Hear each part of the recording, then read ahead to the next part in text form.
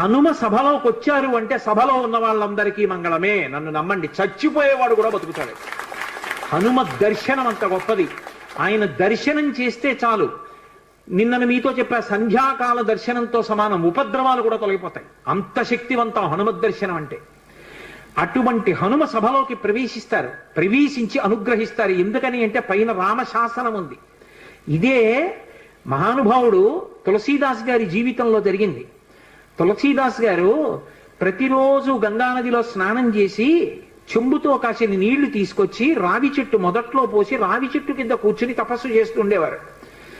ఆ రావి చెట్టు మొదట్లో గంగ నీళ్లు పోస్తుంటే గంగాజలం తగిలిందో ఏమో ఒక బ్రహ్మరాక్షసుడు పైనుంచి కిందకి దిగాడు.